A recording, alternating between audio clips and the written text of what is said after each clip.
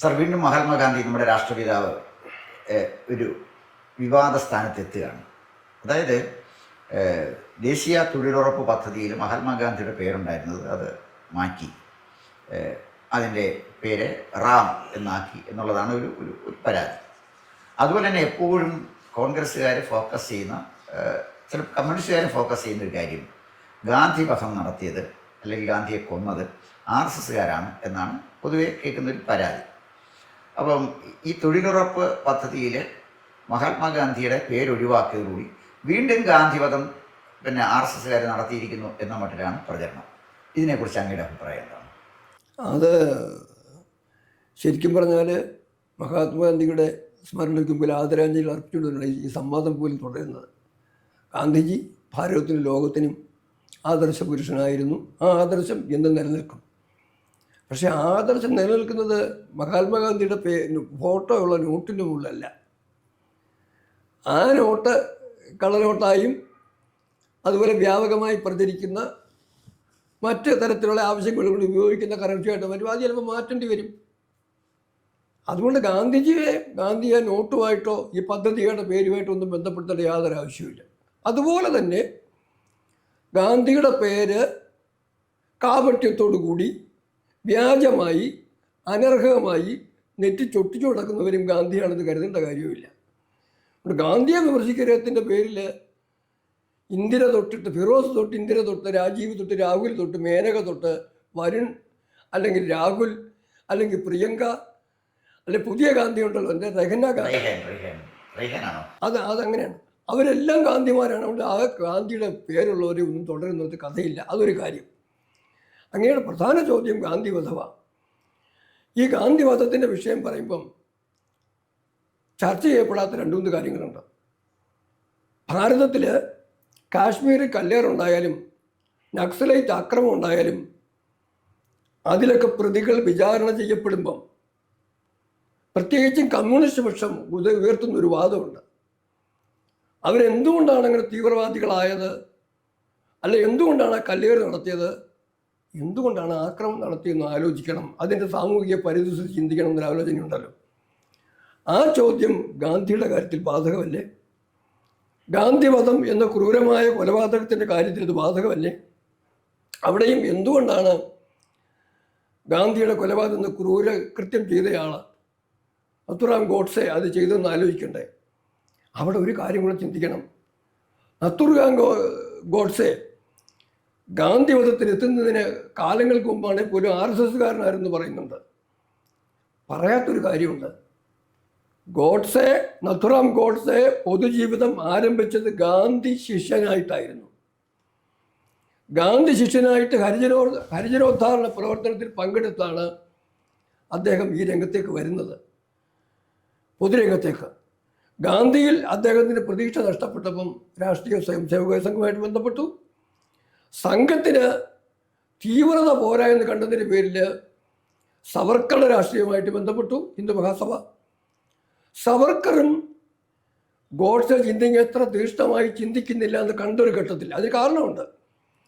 ബങ്കിക്കോണിൻ്റെ സർവമത പ്രാർത്ഥനയിൽ ഗാന്ധിജി പങ്കെടുത്ത്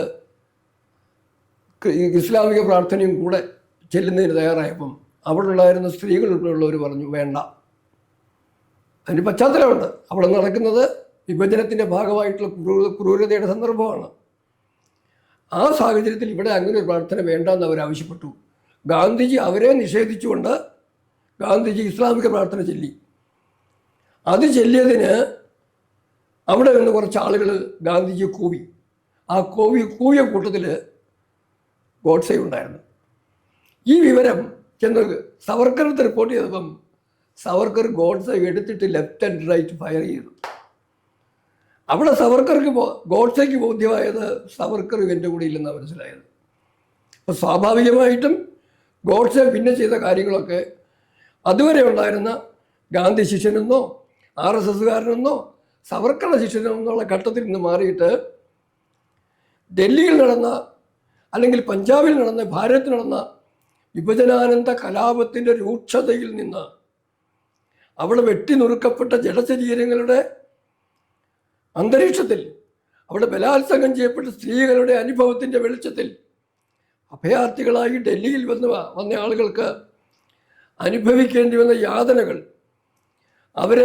അവർക്ക് വേണ്ട ഒരു സഹായം, ആശ്വാസം ചെയ്യുന്നതിന് പോലും ഗാന്ധി താല്പര്യം കാണിക്കാത്ത അവസ്ഥ, ആ ഘട്ടത്തിലും പാകിസ്ഥാൻ്റെ താല്പര്യം സംരക്ഷിക്കാൻ വേണ്ടി അങ്ങേക്കറിയാവുന്നതുപോലെ 50 കോടി രൂപയുടെ ട്രാൻസ്ഫർ മറ്റുള്ള കാര്യങ്ങളിൽ അതിലൊക്കെയുള്ള പ്രതിഷേധമാണ് മറ്റാരും കൂടെയില്ലാത്ത സാഹചര്യത്തിൽ ഗോഡ്സെ ക്രൂരകർമ്മത്തിലേക്ക് നയിച്ചെന്ന് അദ്ദേഹം തന്നെ അഡ്മിറ്റ് ചെയ്തിട്ടുണ്ട്. അദ്ദേഹത്തിൻ്റെ സ്റ്റേറ്റ്മെൻറ്റുണ്ടത്. അതൊന്നുമല്ല പ്രധാനം. അവിടെ വേറൊരു പ്രധാനപ്പെട്ട കാര്യമുണ്ട്.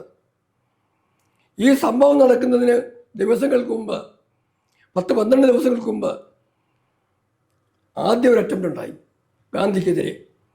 അതിന് ആ കർത്തവ്യത്തിന് പിടിച്ച ആളാണ് മദൻലാൽ ബഹുവ. അദ്ദേഹത്തിൻ്റെ സ്റ്റേറ്റ്മെൻറ്റിൽ നിന്ന് ഗോഡ്സെയുടെ ഐഡൻറ്റിറ്റി എല്ലാം കിട്ടിയതാണ്. എല്ലാം കിട്ടിയിട്ടും മഹാരാഷ്ട്ര ഹോം മിനിസ്റ്ററുടെ ഭാഗത്തു നിന്ന് ഡൽഹി കേന്ദ്ര സർക്കാർ അറിയിപ്പ് കിട്ടിയിട്ടും ഈ ഒരു സംഭവം രണ്ടാമത് സംഭവിക്കുമെന്ന് ചിന്തിക്കാൻ വേണ്ടി ജവഹർലാൽ നെഹ്റുവിനോ സർദാർ പട്ടേലിനോ ഒരു പക്ഷേ ഭരണപരിചയം ഇല്ലെങ്കിൽ പോലും, അംഗീകരിക്കാൻ ഇല്ലെങ്കിലും മൗണ്ട് ബാറ്റനുണ്ടായിരുന്നല്ലോ. അന്ന് മൗണ്ട് ബാറ്റനായിരുന്നല്ലോ യഥാർത്ഥ ഭരണാധികാരി. ഇവരെല്ലാം ഇതറിഞ്ഞിട്ടും വീണ്ടും ഒരു അറ്റംപ്റ്റിൻ്റെ സാധ്യത തടയുവാനുള്ള പരിശ്രമം ഉണ്ടായിട്ടില്ല എന്ന് പറയുമ്പം അവിടെ നടന്നത്, അതിനാരെങ്കിലും വന്നാൽ അവർക്ക് സഹായകരമായ ഒരു നിലപാടിലേക്ക് ഗാന്ധിവധം കൊണ്ട് ഏറ്റവും പ്രയോജനപ്പെട്ട, അതിനെ പരമാവധി മുതലെടുത്ത ജവഹർലാലും നെഹ്റുവിനും കൂട്ടർക്കും അവരുടെ അജണ്ടയാണ് നടപ്പായത്. അവർ നേരിട്ട് പങ്കെടുത്ത് ഗോഡ്സെ കൊണ്ട് ഗാന്ധിയെ കൊന്നതെന്നല്ല ഞാൻ പറയുന്നത്. എൻ്റെ സംശയം അതിനുള്ള സാഹചര്യം പരോക്ഷമായി ഒരുക്കി കൊടുക്കുന്നതിനെങ്കിലും അവർ ശ്രമിച്ചിട്ടുണ്ടാവണം.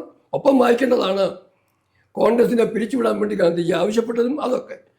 ഇനി ഞാൻ വേറൊരു വിഷയത്തിലേക്ക് വരുന്നത്, ഏറ്റവും പ്രധാനപ്പെട്ട വിഷയം, ഗാന്ധിജി വധിക്കപ്പെട്ട മിനിറ്റുകൾക്കുള്ളിൽ, മണിക്കൂറിനുള്ളിൽ, ഇന്ന് സോഷ്യൽ മീഡിയയും കാര്യങ്ങളെല്ലാം ലോകമെല്ലാം ഉണ്ട്. ഒരു വാർത്ത പറക്കാൻ സമയമൊന്നും വേണ്ട. ഈ 10 ദിവസം മുമ്പേ ഈ സംഭവം ഉണ്ടായിട്ട് ഗാന്ധിജിയുടെ വുഡ് ബി അറ്റാക്കേഴ്സിനെ, അസാസിൻസിനെ നിയന്ത്രിക്കാൻ ശ്രമിക്കാതിരുന്നവർ മിനിറ്റ് വെച്ചിട്ട് ആകാശവാണിയിൽ കൂടെ ഭാരതം മുഴുവൻ പരത്തി ഇത് ചെയ്തത് ഗോഡ്സെയാണെന്നും അദ്ദേഹത്തിൻ്റെ രാഷ്ട്രീയ ബന്ധങ്ങളും ഹിന്ദു തീവ്രവാദിയാണെന്നൊക്കെ അവർ വിളിച്ചു പറഞ്ഞു. ഫലമോ മഹാരാഷ്ട്രയിൽ ഉൾപ്പെടെ ബ്രാഹ്മിൺസ്, അതിലും പ്രത്യേകിച്ച് ചിത്പുരാമൻ ബ്രാഹ്മിൺസ്, അവരുടെ കൂട്ടക്കൊലയാണ് നടന്നത് അവിടെ. ആ കൂട്ടക്കൊലയുടെ വാർത്തകൾ ഭാരതത്തിൽ സംസ്കരിക്കപ്പെട്ടു. ന്യൂയോർക്ക് ടൈംസ് മറ്റും റെക്കോർഡ് ചെയ്തിട്ടുണ്ട്. അതൊക്കെ അവിടെ നിൽക്കട്ടെ. അത് ചരിത്രത്തിൽ സംഭവിച്ച. എന്നിട്ട് അവസാനം ഒരു കാര്യം ഓർക്കണം, എത്ര വെടിയുണ്ടകളുണ്ടായിരുന്നു പോലും ഇന്നും ആർക്കും നിശ്ചയമില്ല. കാരണം ഇതുപോലെ പ്രമാദമായ ഒരു കേസുണ്ടായിട്ട് ഗാന്ധിജിയുടെ പോസ്റ്റ്മോർട്ടം നടത്തിയിട്ടില്ല. 40 മിനിറ്റ് വെടികൊണ്ട ശേഷം 40 മിനിറ്റ് ജീവിച്ചിരുന്ന ഗാന്ധിജിയെ ഒരു ഹോസ്പിറ്റലിലേക്ക് കൊണ്ടുപോകാൻ തയ്യാറായിട്ടില്ല. പല ചോദ്യങ്ങളും ബാക്കി നിൽപ്പുണ്ട്. ഞാൻ അതിലേക്ക് കടക്കാൻ താല്പര്യമുണ്ടെങ്കിൽ പോലും മറ്റൊരു പ്രധാന വിഷയത്തിലേക്ക് ഞാൻ വരുന്നത്, അത് മറ്റൊന്നുമല്ല, ഭാരതം അന്നും ഇന്നും ആദരിക്കുന്ന പ്രമുഖ വ്യക്തിയാണ് ഡോക്ടർ ഭീംറാവ് റാംജി അംബേദ്കർ. ഗാന്ധിജിയുടെ കൊലപാതക കേസുമായി ബന്ധപ്പെട്ട കാര്യങ്ങളിൽ അദ്ദേഹം ഇടപെട്ട രീതികൾ നമുക്ക് നോക്കാം. നത്തുറാം വിനായക് ഗോഡ്സെയെ വധശിക്ഷയ്ക്ക് വിധിച്ചു. ആ വിധിച്ചതിനകത്ത് പോലും നമുക്കൊരിക്കലും സ്വീകാര്യമുള്ള ചില കാര്യങ്ങളുണ്ട്. 1948 ജനുവരി 30 ഗാന്ധിജി വധിക്കപ്പെടുന്നത്. 2 കൈയും പൊക്കി കീഴടങ്ങി ഗോഡ്സെ.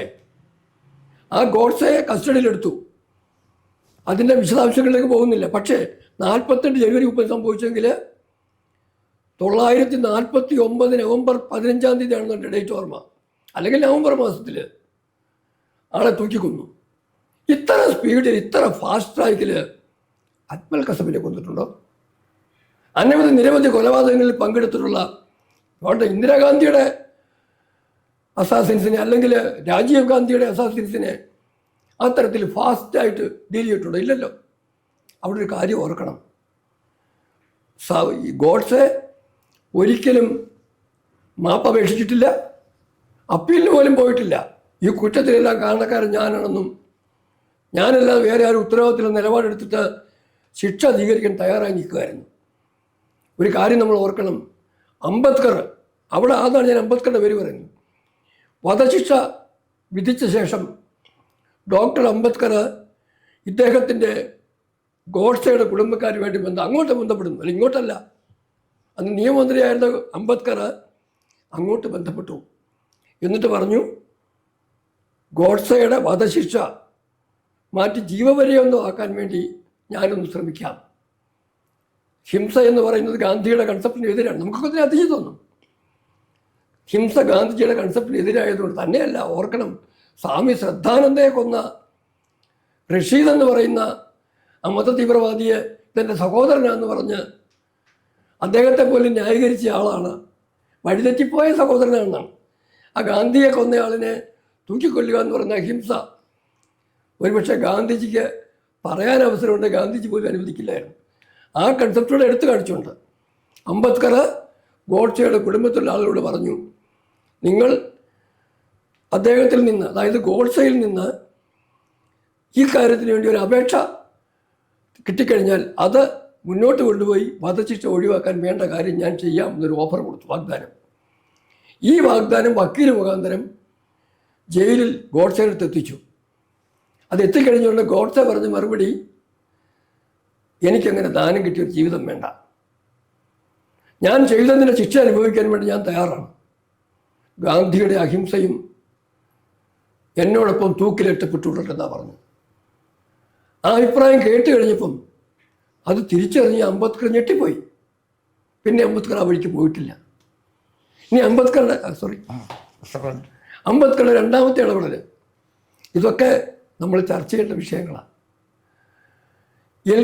ഡോക്ടർ എൽ പി ബൊബത്കർ എന്നായിരുന്നു വീരവിനായക ദാമോദർ സവർക്കറിൻ്റെ അദ്ദേഹത്തിൻ്റെ വക്കീലിൻ്റെ പേര്.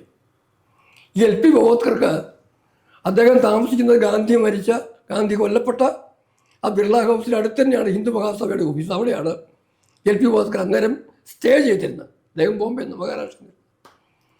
അദ്ദേഹത്തിൻ്റെ ഫോൺ വന്നു, നിങ്ങൾ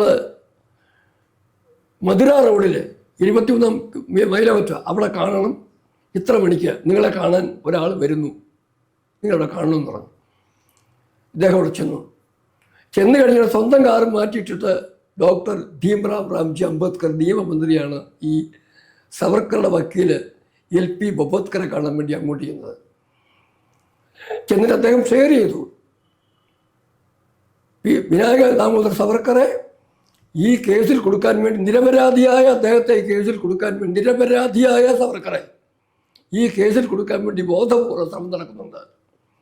അദ്ദേഹത്തിനെതിരെ ഒരു തെളിവുമില്ല, നിങ്ങൾ ധൈര്യമായി മുന്നോട്ട് പോയിക്കോളൂ, വിജയം നിങ്ങളുടേതായിരിക്കുമെന്ന് പറഞ്ഞിട്ട് മറ്റു പല കാര്യങ്ങളും അംബേദ്കർ ഷെയർ ചെയ്തു. അംബേദ്കർ ഇനിഷ്യേറ്റീവ് എടുത്ത് നടത്തിയ കൂടിക്കാഴ്ചയാണ്. തന്നെയല്ല, കോടതിയിൽ വിചാരണ നടത്തുമ്പോഴും അംബേദ്കർ വിചാരണ കേൾക്കാൻ വേണ്ടി ഫ്രണ്ടിൽ പോയിരുന്നുണ്ടായിരുന്നു. സവർക്കറെ സംബന്ധിച്ച് വിചാരണ നടക്കുമ്പോൾ കൃത്യമായിരുന്നു അംബേദ്കർ സന്ദേശം. ആ പറയുന്നതിന് കാരണമുണ്ട്. ഡോക്ടർ ഭീംറാവ് റാംജി അംബേദ്കർ ഒരു കാലത്തും മോഹൻദാസ് കരംചന്ദ് ഗാന്ധിയെ മഹാത്മാഗാന്ധി എന്ന് വിളിച്ചിട്ടില്ല, മിസ്റ്റർ ഗാന്ധി എന്ന് എന്നും വിളിക്കുള്ളായിരുന്നു.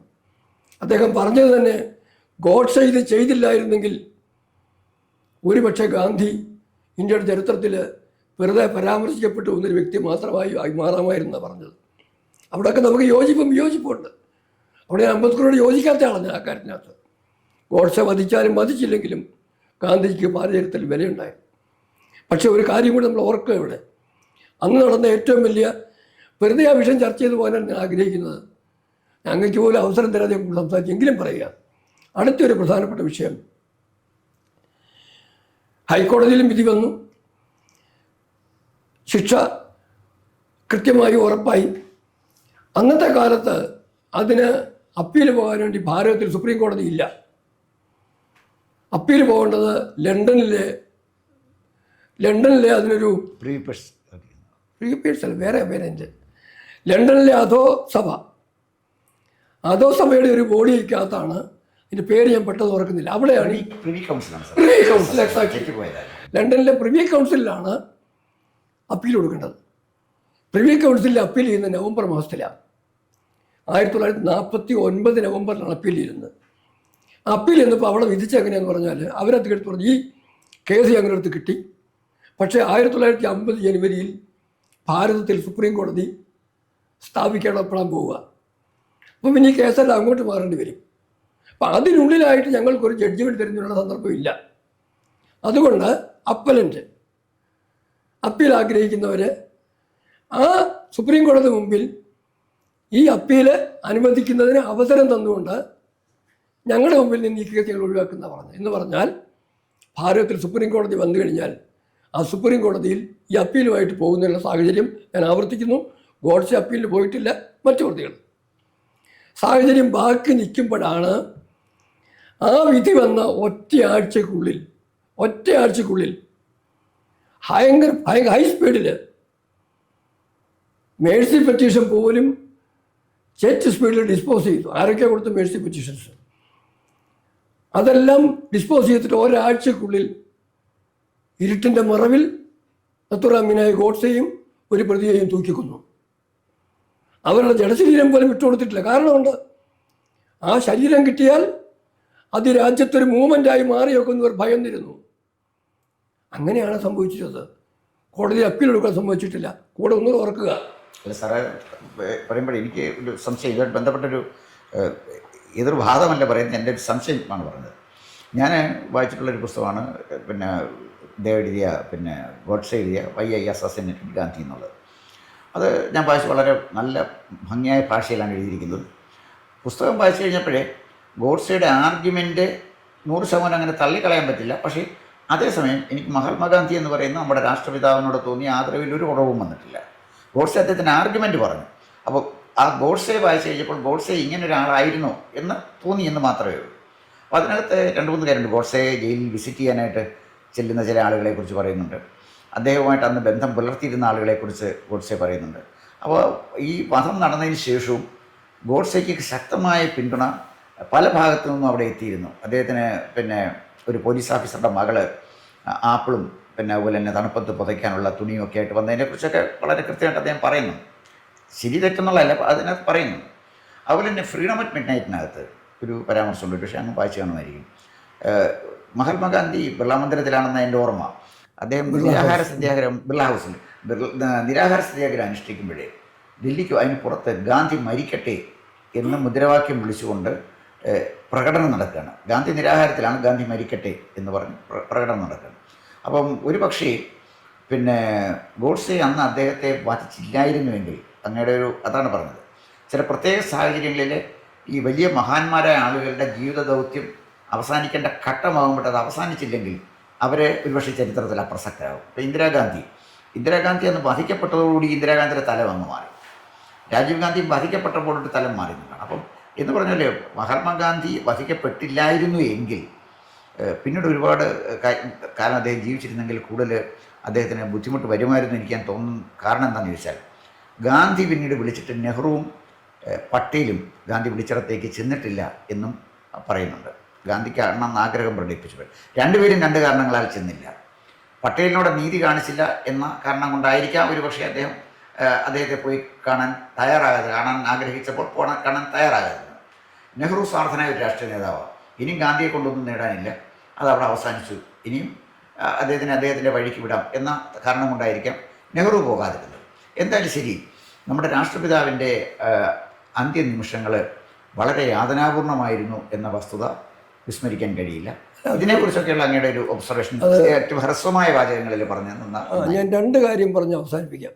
ഒന്ന്, ഞാൻ പറയാതെ ചോദിച്ചപ്പോൾ അങ്ങനെ പറയാതെ ഒരു കാര്യമുണ്ട്. നിർമ്മൽ ചാറ്റർജി എന്ന് പറയുന്ന അന്ന് ഹിന്ദു മഹാസഭയുടെ പ്രസിഡൻ്റായിരുന്ന ആളിനെ കുറിച്ചൊരു കഥയല്ല, ചരിത്രമുണ്ട്. ശരിക്കും പറയാമെന്നുണ്ടെങ്കിൽ ഹിന്ദു മഹാസഭയുടെ ആളാണ് നഥുറാം ഗോഡ്സെ. അപ്പോൾ എന്തെങ്കിലും സ്വാധീനം ഉണ്ടായിട്ടുണ്ടെങ്കിൽ രാഷ്ട്രീയ സ്വയംസേവക സംഘത്തിൻ്റെ അല്ല, അതൊന്നും ഇല്ലെന്ന് എല്ലാ കോടതികളും വിധിച്ചിട്ടുണ്ട്. രാഹുൽ ഗാന്ധിയെ പോലെ ഒരു മണ്ടൻ പറഞ്ഞാൽ അത് ചരിത്രത്തിൽ നിലനിൽക്കത്തുമില്ല.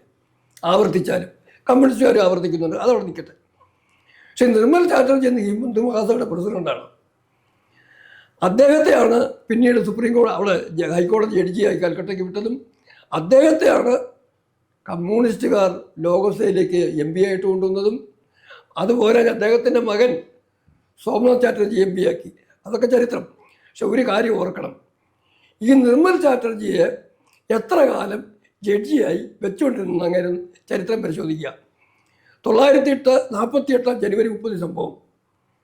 ഏതാണ്ട് വിചാരണയൊക്കെ ആരംഭിക്കാറായി മെയ് മാസത്തിലാണ്, 48 മെയ് മാസത്തിലാണ് നിർമ്മൽ ചാറ്റർജിയെ ഹൈക്കോടതിയിലേക്ക്, അതായത് ഒരു സാക്ഷിയായും പ്രതിയായും ഒന്നും ഈ കേസിൽ വരുന്നതിന് ഇടയാകാത്ത രീതിയിൽ ഹൈക്കോടതി ജഡ്ജിയായിട്ട് കൽക്കട്ടയിലേക്ക് നിയമിക്കുന്നു. ഗോഡ്സയെ തൂക്കിക്കൊല്ലുന്നതിൻ്റെ പിറ്റേ ദിവസം ആ ജഡ്ജി പദവിയിൽ നിന്ന് അദ്ദേഹം ഒഴിയുകയും ചെയ്യുന്നു. എന്തായിരുന്നു ആ ചരിത്രം? ആലോചിച്ച് നോക്കിയോളൂ. ഇനി അങ്ങ് പറഞ്ഞ, അതായത് ഡോക്ടർ അംബേദ്കർ പോലും അഭിപ്രായപ്പെട്ട കാര്യങ്ങളൊക്കെ അവിടെ നിൽക്കുന്നതിനപ്പുറം ഞാനൊരു ഉദാഹരണം പറഞ്ഞ് മാത്രം ഈ കാര്യം ഇവിടെ അവസാനിപ്പിക്കുക. ഗാന്ധിജി എന്തൊക്കെ ആര് പറഞ്ഞു കഴിഞ്ഞാലും ലോകാരാധ്യനായ മനുഷ്യനാണ്. എനിക്കൊരു 2 മിനിറ്റ് എക്സ്ട്രാ വേണം ഈ കാര്യം പറഞ്ഞു നിർത്താൻ വേണ്ടി. ഗാന്ധിജിയെക്കുറിച്ച് ഒരിക്കലും MP മനോഹർ സാറ് പറഞ്ഞൊരു കഥ എന്നോട് നേരിട്ട് പറഞ്ഞതാണ്, ഞാനിപ്പോഴും ഓർക്കുന്നു. ഗാന്ധി സൗത്ത് ആഫ്രിക്കയിൽ കൂടെ ഇങ്ങനെ ട്രെയിനിൽ യാത്ര ചെയ്യുകയായിരുന്നു. ഗാന്ധിജിയുടെ ആ ഇന്ത്യൻ വേഷം, ഇപ്പോഴത്തെ പോലെ മറ്റേ വേഷമൊന്നുമല്ല, ഇന്ത്യൻ വേഷമൊക്കെ കണ്ടപ്പോഴത്തേക്ക് അദ്ദേഹത്തിന് തൃപ്തി തോന്നിയില്ല. ആ ഇഷ്ടപ്പെടാത്തതിൻ്റെ പേരിൽ അങ്ങനെ 2 പേജ് നിറച്ച് ഗാന്ധിജിയെക്കുറിച്ച് അനാവശ്യം എഴുതി. ശുദ്ധ ഇംഗ്ലീഷിലുള്ള ശുദ്ധതെറികൾ എഴുതിയിട്ട് ഇത് ഗാന്ധിജിയിലേക്ക് കൊടുത്തു. പറഞ്ഞു കഴിഞ്ഞാൽ മറ്റുള്ളവർ കേൾക്കുമല്ലോ. ഗാന്ധിജി മാത്രം ഇത് വായിച്ചോട്ടെ എന്ന് വിചാരിച്ച് ഗാന്ധിജി എഴുതി കൊടുത്തു. ഗാന്ധിജി അത് മൊത്തം വായിച്ചു. ഒന്നും മിണ്ടിയില്ല. ഗാന്ധിജി പേപ്പർ എടുത്ത് പുറത്തേക്ക് വലിച്ചെറിഞ്ഞു. ഈ ദക്ഷിണാഫ്രിക്കക്കാരനായ സാഹിബിന് അതൊരു അത്ഭുതമായിരുന്നു. ചോദിച്ചു, ഞാൻ എഴുതിയ ആ 2 പേപ്പർ തന്നില്ല, അതങ്ങ് എന്ത് ചെയ്തു? ഞാനത് വായിച്ചിട്ട് കളഞ്ഞു എന്നല്ല, അതിലെനിക്ക് ആവശ്യമുള്ളത് ഞാൻ എടുത്തിട്ട് ബാക്കി കളഞ്ഞു എന്ന് പറഞ്ഞു. അതിലെന്താ നിങ്ങൾക്ക് ആവശ്യമുള്ള സാധനം എന്താ ഉണ്ടായിരുന്നത്? 2 പേപ്പർ മുഴുവൻ ചീത്ത അനാവശ്യം എഴുതിയിരുന്നു. അങ്ങനെ പ്രകോപിപ്പിക്കാൻ ഉദ്ദേശിച്ചുള്ള കാര്യങ്ങൾ എഴുതിയിരുന്നത്. അപ്പം സാഹിബിൻ്റെ സംസാരത്തിൻ്റെ ടോൺ മാറി. അതിൽ നിന്ന് അങ്ങനെ എന്താ ഉൾക്കൊണ്ടെന്ന് ചോദിച്ചു. അതിലെനിക്ക് ആവശ്യമുള്ള സാർ ഇതാൻ പറഞ്ഞ് ഈ 2 പേപ്പറൂടെ കുത്തി വെച്ചിരുന്ന ഒരു മുട്ടുസൂചിയുണ്ട്, അതെടുത്ത് കാണിച്ചു കൊടുത്തു. ഇതെനിക്ക് നാളെ ഉപയോഗപ്പെടും, ഇത് ഞാൻ സൂക്ഷിച്ചിട്ടുണ്ട് പറഞ്ഞു. ആരെക്കുറിച്ച് ചിന്തിക്കുമ്പോഴും, അതിന് ഗാന്ധിജിയെക്കുറിച്ചാണെങ്കിൽ പോലും അവരുടെ ജീവിതത്തെ അപഗ്രഥിക്കുമ്പോഴത്തേക്ക് അത്തരം മുട്ടുസൂചികൾ ഉണ്ടാവും. ആ മുട്ടുസൂചികൾ സൂക്ഷിച്ചു വെക്കുക, മറ്റുള്ളത് കളയുക, ഇതാണ് ചെയ്യേണ്ടത്. ഒരു കാര്യം അവസാനം ഞാൻ പറഞ്ഞു വരുന്നത്, എന്തുകൊണ്ട് ഗാന്ധിജി വധിക്കപ്പെട്ടു, അല്ലെ അതിലെ ശരിതെറ്റുകൾ ചിന്തിക്കുമ്പോഴത്തേക്ക് ഞാൻ മഹാഭാരതത്തിലെ സങ്കല്പത്തിലേക്ക് അങ്ങയുടെ ശ്രദ്ധ ക്ഷണിക്കുകയാണ്. യുധിഷ്ഠിരൻ ഏതെങ്കിലും മോശക്കാരനായിരുന്നു, ധർമ്മത്തിൻ്റെ സ്വരൂപമായിരുന്നല്ലോ. ആ യുധിഷ്ഠിരൻ്റെ സ്വരൂപമാണ് ഗാന്ധിജിക്കും കാണേണ്ടത്. പക്ഷേ ആ കുരുസഭയിൽ വെച്ച് പാഞ്ചാലിയുടെ വസ്ത്രാക്ഷേപം നടക്കുമ്പം അങ്ങനെ ഉണ്ടാകുന്ന സാഹചര്യം ഉണ്ടാക്കിയത് യുധിഷ്ഠിരൻ ചൂത് കളിച്ചതും തോറ്റതും അനുജന്മാരെ ഉൾപ്പെടെ പണയം വെക്കുകയും ചെയ്ത സാഹചര്യത്തിലാണല്ലോ. ചോദിക്കാനും പറയാനും ആളില്ലാത്ത അവസ്ഥയിൽ പാഞ്ചാലിക്ക് അവിടെ വസ്ത്രാക്ഷേപം ചെയ്യപ്പെടേണ്ടി വന്നത്. ആ സന്ദർഭത്തിൽ ഭീമനുണ്ട്, അർജുനനുണ്ട്. ഭീമനെ കൊണ്ട് സാധിക്കും. ഭീമൻ എഴുന്നേറ്റ് നിന്നിട്ട് ദുര്യോധനെയും ദുശാസനെയും കൗരവ സഭയിൽ എല്ലാവരെയും കൂടെ ചുരുട്ടിക്കൂലി മൂലക്കടിച്ചിട്ട് അതിന് മുമ്പായിട്ട് വേണമെങ്കിൽ യുധിഷ്ഠിരൻ്റെ ആജ്ഞയാണ്, അല്ലെങ്കിൽ ആ പണയം വെക്കലാണ് തടസ്സമെങ്കിൽ യുധിഷ്ഠിരനെ കാലെ വാടി നിലത്തടിച്ചിട്ട് പാഞ്ചാലി രക്ഷപ്പെടുത്തിയിരുന്നെങ്കിൽ ഇന്നത്തെ കാല സമൂഹം ഭീമൻ ചെയ്ത് തെറ്റാണെന്ന് പറയുമോ? ഒരിക്കലും പറയില്ല. അതാണ് ചെയ്യേണ്ടതെന്ന് പറയും. പക്ഷേ അക്കാലത്തെ ധർമ്മബോധം വേറെയായിരുന്നു. അതുകൊണ്ട് ഭീമൻ അതിന് തയ്യാറായില്ല.